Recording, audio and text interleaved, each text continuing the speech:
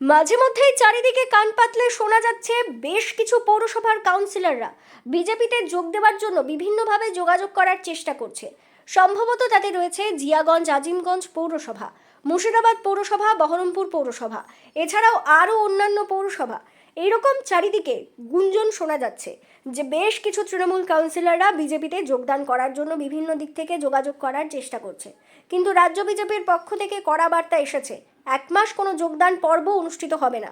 মুর্শিদাবাদ বিধানসভা কেন্দ্রের বিধায়ক গৌরীশঙ্কর ঘোষ তিনি তার বক্তব্যে বলেন, এখন আমরা যোগদান কর্মসূচি অনুষ্ঠিত করব না বা কোনো কাউন্সিলর বা কেউ আসতে চাইলে আমরা নেব না।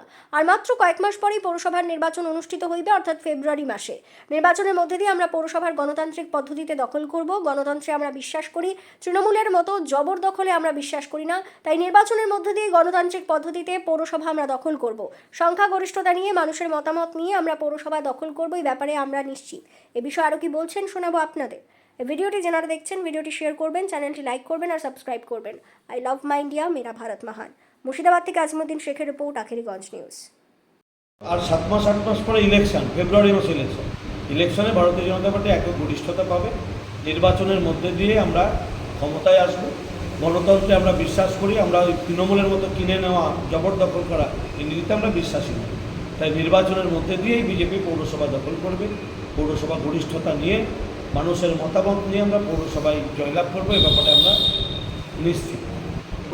আর 7 মাস পরে ইলেকশন, ফেব্রুয়ারি মাসে ইলেকশনে ভারতীয় জনতা পার্টি একক গরিষ্ঠতা পাবে। নির্বাচনের মধ্যে দিয়ে আমরা ক্ষমতায় আসব।